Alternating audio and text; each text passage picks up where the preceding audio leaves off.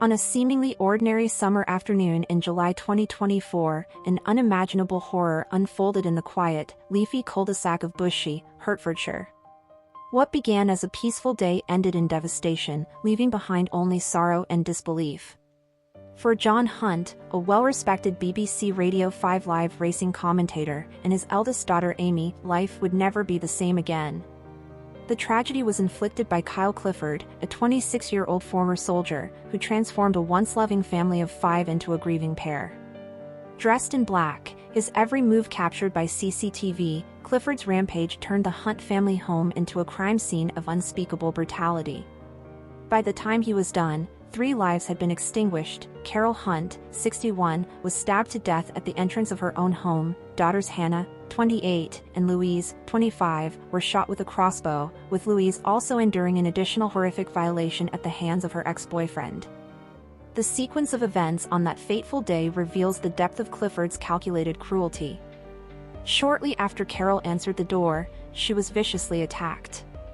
Louise, who had been in her dog grooming studio in the garden, was ambushed next. Over the span of 2.5 agonizing hours, she suffered not only physical restraint, bound by her wrists and ankles with duct tape, but also a brutal sexual assault before being murdered.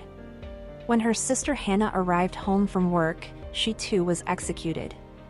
The harrowing sound of a crossbow being fired was recorded on the doorbell security system at 6:50 p.m., marking the final moments of a planned and merciless assault. As the events inside the house unfolded, life continued normally just beyond its walls. Clients came and went from Louise's studio, unaware of the horror taking place mere steps away. No one could have imagined that behind closed doors, a mother and her 2 daughters were being slaughtered. Meanwhile, John Hunt, who had been away with Amy, remained oblivious to the tragedy that had already shattered his world. The trial of Clifford exposed the full extent of his monstrosity. Having admitted to the murders in January, he refused to plead guilty to rape, forcing the grieving family to endure the trauma of a court case. In an act of cowardice, Clifford did not even appear in the dock, choosing instead to remain in his prison cell at HMP Belmarsh. He was ultimately tried and convicted in his absence. The horror of this crime is intensified by the cold, deliberate nature of Clifford's actions. This was not an impulsive outburst of rage but a calculated, methodical attack. The reason? A twisted sense of entitlement and resentment. Clifford knew the Hunt family had supported Louise in ending their 18-month relationship, a breakup that he was determined to avenge. After his arrest, police discovered a note he had written, chilling in its self-awareness, "I could be a better man. But I choose not to." It was a statement that encapsulated his complete moral depravity. Clifford initially presented himself as an ideal suitor, good-looking, well-dressed, and boasting military experience, having served with the Queen's Dragoon Guards. However, this was a mere facade. Those who knew him best saw a different side, a manipulative, controlling man with a history of troubling behavior. His work history was littered with failures, from a 5-month stint at a fire protection company to a dismissal from a catering job despite being on a future leaders program. Even his time in the military was unremarkable, described by former colleagues as lackluster at best. He struggled to follow instructions, frequently received warnings, and lacked the dedication expected of a soldier. One of his trainers, Amber Knowles, recounted how he was the only recruit to admit confusion during their final exercise, failing to grasp even the basics of military operation. The warning signs had been there all along. Former classmates remembered Clifford as a wannabe gangster, someone who sought dominance over others. His admiration for controversial online influencer Andrew Tate, who promotes misogynistic ideologies, only reinforced his disturbing views on women. Clifford consumed content that glorified violence and control, behaviors that ultimately played out in his relationship with Louise. Friends noted a change in her almost immediately after she started dating him. Her once vibrant personality dimmed, she distanced herself from male friends, and even adjusted her clothing style to be more conservative.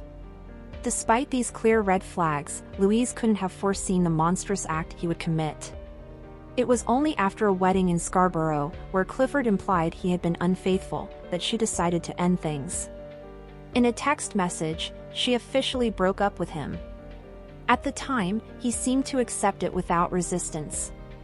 Yet, in reality, he had already begun planning his revenge. Within hours of their split, Clifford joined multiple dating sites, but his true focus lay elsewhere. He quickly started acquiring the tools for his heinous crime, a crossbow and a knife, both purchased online. He confided in his imprisoned brother Bradley, who was serving a life sentence for murder, about his newfound interest in crossbows. While no evidence suggested Bradley encouraged the attack, their conversations revealed a shared fascination with deadly weapons. On the morning of July 9th, Clifford went about his day as usual.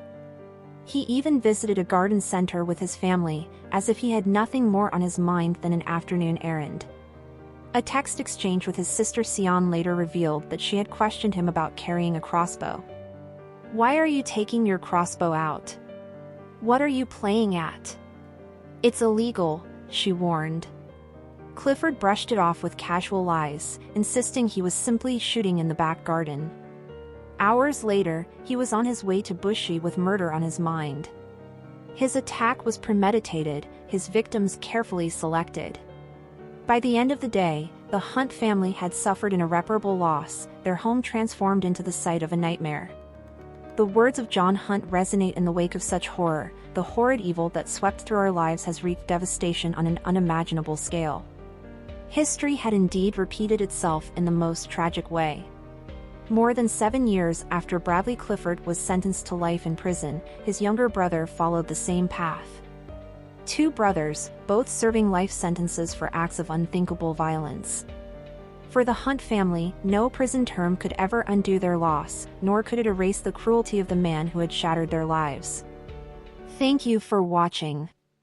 If you enjoyed this video, please subscribe and turn on the notification bell for more updates on celebrity deaths and news updates.